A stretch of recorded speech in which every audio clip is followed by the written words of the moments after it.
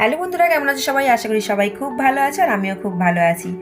আজ হলো মহাশিবরাত্রি, আর মহাশিবরাত্রির দিন মহাদেবের কাছে যাব না তা কি হয়?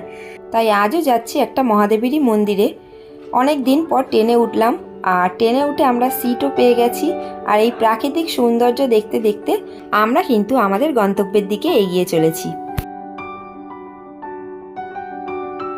আমরা নেমে পড়েছি স্টেশনে, আর আমরা কিন্তু এবারে যাচ্ছি তিনজন, মানে আমার হাজবেন্ড আর শাশুড়ি মা আর আমি। আমরা পৌঁছে গেছি বর্ধমান জংশন। আর চলো বলে দিই তোমরা এই মন্দিরে কিভাবে আসবে। হাওড়া আর শিয়ালদা থেকে প্রচুর ট্রেন আছে বর্ধমান জংশন আসার, আর সেখানে এসে তোমরা টোটো করে চলে আসতে পারবে মোটা শিব মন্দিরে। টোটো ভাড়া নেবে মাথা পিছু 15 টাকা, 15 থেকে 20 টাকা, এর বেশি কিন্তু টোটো ভাড়া নয়। স্টেশন থেকে বাইরের দিকে এসে এখানে অনেক মিষ্টির দোকান পাবে, তো আমরা সেখান থেকে বাড়ির জন্য কিছু মিষ্টি নিয়ে উঠে পড়েছি টোটোতে। আর আমরা কিন্তু এখন যাব বাড়িতে। চলে এসেছি আমাদের ফ্ল্যাটে, আর এখানে কিন্তু আমরা একটু রেস্ট নিয়ে নিচ্ছি। এরপর আমরা যাব মোটা শিব মন্দিরে দর্শন করতে, কারণ বিকেলবেলা যখন জল ঢালতে যাব তখন খুব ভিড় হবে। তাই তোমাদেরকে একটু ফাঁকায় ফাঁকায় আগে মন্দিরটা ঘুরিয়ে দেখে আসবো। তো চলো যাওয়া যাক। আধুনিক চাকচিক্যময় মন্দির থেকে একদমই আলাদা বর্ধমানেশ্বর বাবার এই শিব মন্দিরটি। 1972 সালে 10ই আগস্ট বর্ধমানের এই অঞ্চলে জমি খনন করতে গিয়ে এই শিবলিঙ্গটি উদ্ধার করা হয়। সহজে শিবলিঙ্গটিকে মাটি থেকে তোলা সম্ভব হয়নি। মিলিটারির দুটি ক্রেনের মাধ্যমে তুলে মন্দিরে স্থাপন করা হয়।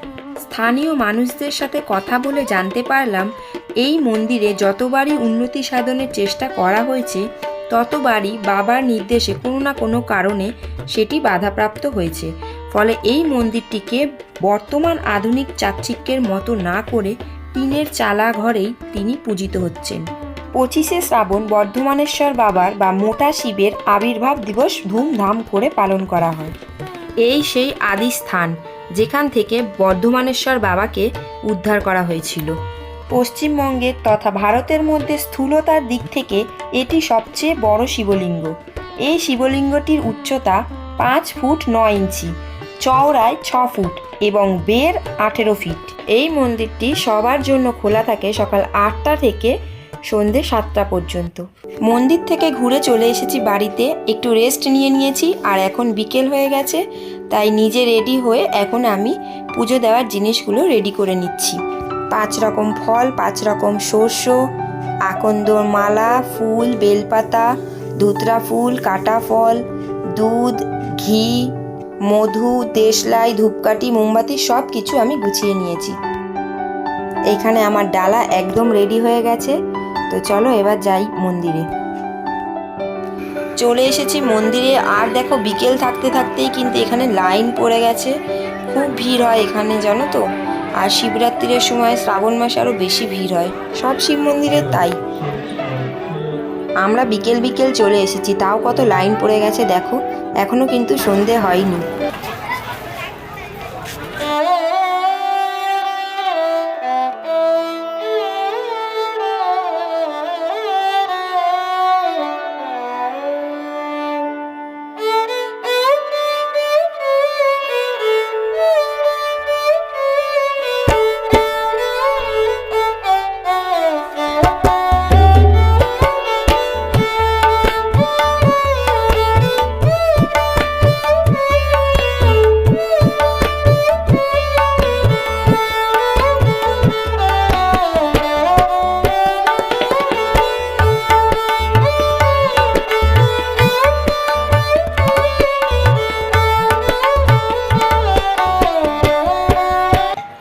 আমাদের পুজো দেওয়া কমপ্লিট হয়ে গেছে, আর এখন আমরা একটু মেলা ঘুরে নেব।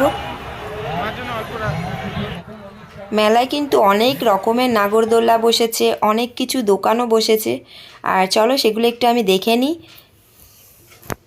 কিছু খাবারেরও স্টল ছিল, ঘুগনি, ফুচকা, মোমো, আরও অনেক কিছু ছিল। তো সেগুলো দেখে নিয়েছি। আর এখানে দেখো একটা লোক সাপ খেলাও দেখাচ্ছিল। বেশিক্ষণ দেখিনি কারণ অনেকটা রাত হয়ে গেছে। একবার লাইনটা দেখো, ওই মন্দিরের গেট, আর এখান থেকে সোজা লাইন কোথায় যে চলে গেছে, মানে লাইনের শেষ দেখা যাচ্ছে না। আমরা যখন এসেছিলাম তখন কত কম লোক ছিল, আর এখন পুরো লোকে ভরে গেছে। তারপর বাড়িতে এসে খেলাম সাবু মাখা। টাটা, আজকের ভিডিওটা এতটুকুই। ভালো লাগলে লাইক কমেন্ট শেয়ার করে পাশে থেকো।